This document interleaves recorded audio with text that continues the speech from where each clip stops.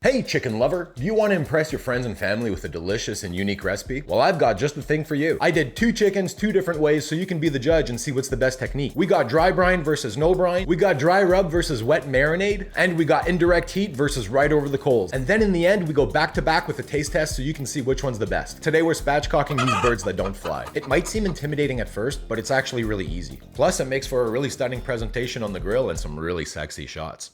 First, start by removing the whole backbone of a chicken using a sharp knife or a pair of scissors. Now, I recommend a pair of scissors because it gives you more control. Then open it up and you see that little chunk of cartilage in the middle? Snip it down the center with your scissors or make a little cut with your knife. Now press down and you'll hear a nice little satisfying pop. The paper towel is also important because we want to pat that skin really dry. To be extra special and professional, we're going to tuck our wingtips under the breasts like this. It'll keep the tips from burning and it looks pretty cool. This is the most important step that'll set you apart from your average spatchcockian chicken ears out there. We're gonna dry brine our chicken overnight, which will let the salt penetrate for extra flavor. But most importantly, it'll dry out the skin and make it crispy. I think barbecue chicken should have crispy skin, and anything else is a bit of a compromise. Get both sides of the chicken with that salt. I find table salt a little too fine and it might get too salty, so we got big grain kosher salt. This one had time to sit overnight and check out the difference. We got some different color and the skin feels way more dry, not wet at all. Can't wait to taste these later and compare. Now, because the skin is so dry, I'm gonna brush some olive oil on there so we can get our rub to stick. The exact measurements for this rub are in the description below. You can use any mix of spices you like, but I recommend a base of at least paprika, garlic powder, and black pepper. The rub won't need any salt because of the dry brine we did the night earlier. Be sure to coat both sides of the chicken evenly for maximum flavor. The other chicken which didn't get an overnight brine is getting coated with Korean barbecue marinade. If you haven't seen the Korean barbecue ribs I made, please check it out because they were so good. Check out the difference. I think I'm gonna prefer the brine chicken, but I guess we'll have to see in the end which one's better. In these cold winter months, the weapon of choice is a Weber kettle because it's nice and compact and it holds the heat so well. Our fuel is going to be chunks of charcoal for the most authentic barbecue chicken experience. I'm aiming for temperatures of 350 to 400,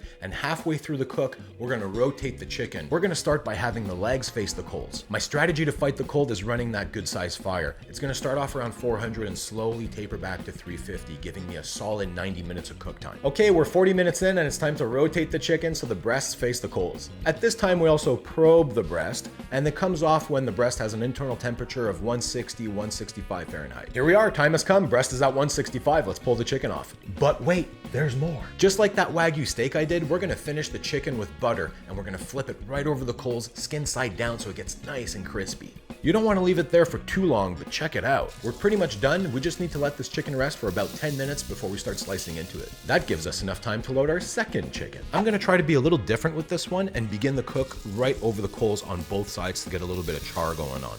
Then I'll place it away from the coals to finish it off. And because my fire's not as strong the second time around, I think this will cook it a little bit faster. All right, not bad. It looks like the pear and the ginger and that Korean marinade charred up a little bit, and that's gonna be good. This chicken's also gonna get a little bit more smoke.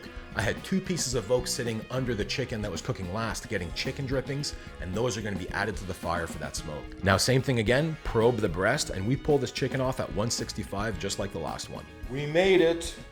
We finally made it. Check it out.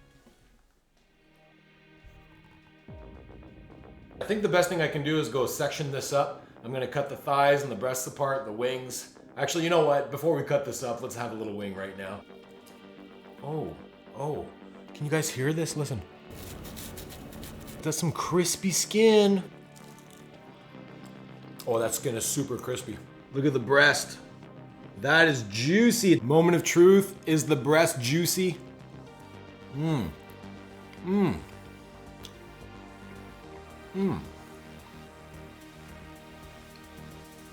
I'm just waiting for the next chicken to finish up. Check out our temps.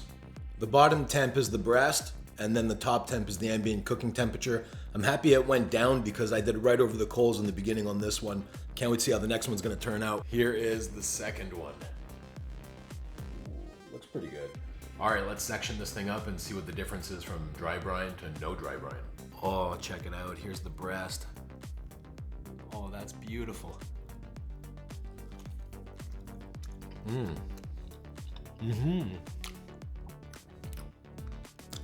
Okay. I think I prefer the dry brine though, but very juicy. The skin's definitely not as crispy because the salt didn't have as much time as the other one, but it's still a really good chicken. Both pulled off at 165 in the breast. I just splashed the mic. The juiciness is unreal. Make sure you go outside and play with your barbecue. So there you have it, folks. An easy and delicious recipe that's for sure to be a hit at your next barbecue. Everyone's gonna love it.